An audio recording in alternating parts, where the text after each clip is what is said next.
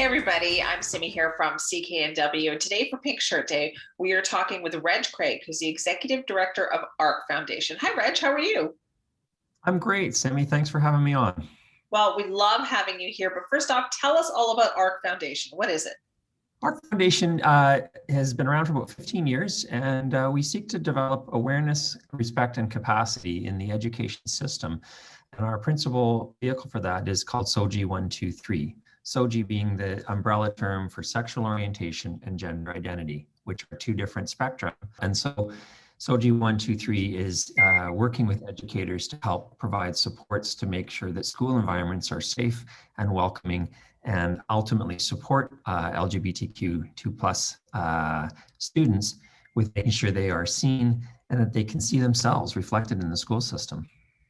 Now, I know it's been a really challenging couple of years getting this all up and running and starting to be used. What kind of success are you starting to see though? Lots of success. Part of what we're trying to achieve, Simi, is to make sure that, again, as I say, students feel welcome and safe in schools. And SOGI-123 was born of just listening to educators. So SOGI-1 is about policy and procedures, but also that they're relevant and that you have a methodology for how to respond to incidents. SOGI-2 is about environment. How do you create an environment that is safe and warm and welcoming for students? So that can be anything from, do you have a GSA or a gender sexuality alliance, or as they used to be known, gay straight alliance?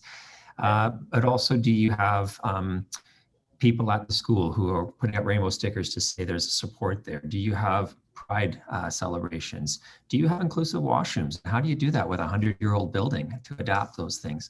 That's all about environment in SOGI-2. And then SOGI-3 is really just resources for educators, whether that be something as simple as a lesson plan at an age-appropriate level for different grades, or teaching resources or training for educators. And we do that through building a network across BC.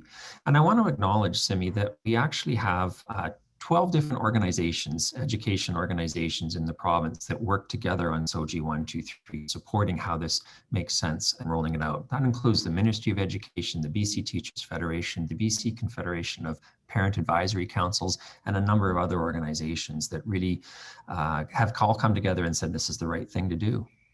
So maybe you could give us an idea then, at the very grassroots level for a child in school that is being bullied, how does something like SOGI-123 help them?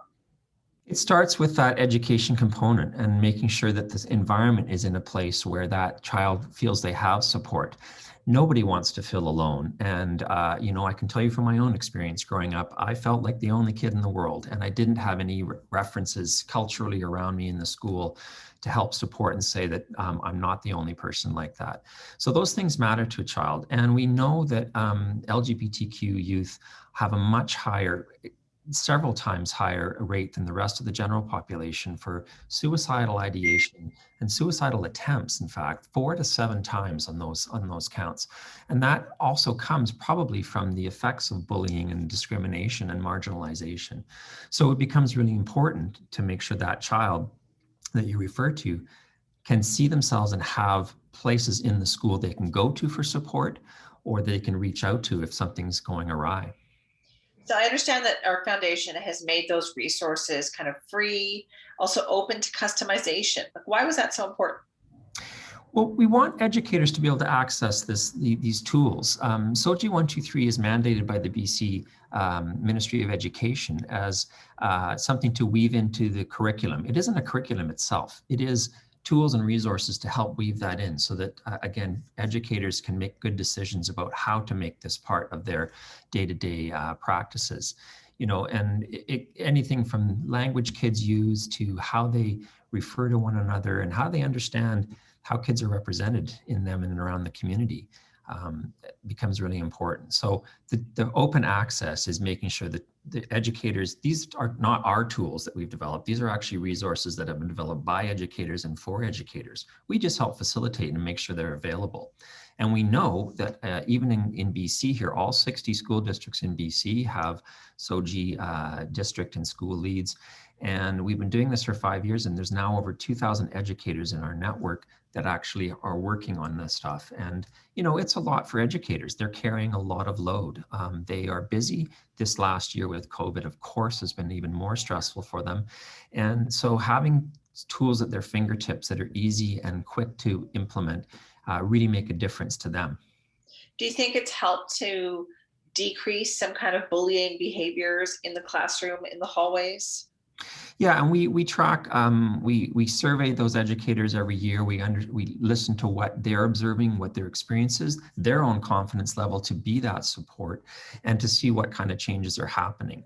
But we only have to look at the unfortunate incident in Mission in January Yeah. of transphobic bullying to remind ourselves that even with good policies in place, SOGI-1, let's say, you still need to do the work and continue to look for opportunities. We still have the need is out there. It's not that we just arrive at a place where everybody's good.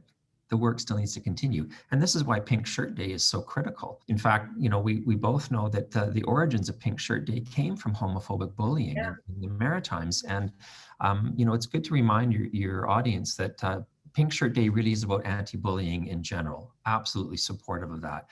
But the origins of it do come from that homophobic bullying, and that does continue. And so we need to continue to combat that. That's what we do this for, right? Every year is to remind people this doesn't go away. This is still happening. There are things that we can all do. Is there something like looking at SOGI-123? Is there something in there you think that we can all do maybe a little bit every day to help out? Yeah, I really appreciate that question. I think it is really about checking your own mindset and understanding how you view those things, and maybe just getting more educated on it. You can certainly go to SOGIeducation.org for more information. Most of that's geared towards educators, but there's actually tools for parents there as well to understand a little bit better. And I think, in a day-to-day existence at a school, if you do observe bullying, if you see something, say something. It's often unfortunate that somebody is victimized, but nobody speaks up and says and supports them or reaches out for help. So those kind of things are small and simple steps, but it is important to take a stand. Well, Reg, thanks so much for joining us today. My pleasure, Simi, and happy Pink Shirt Day. You too. Thank you.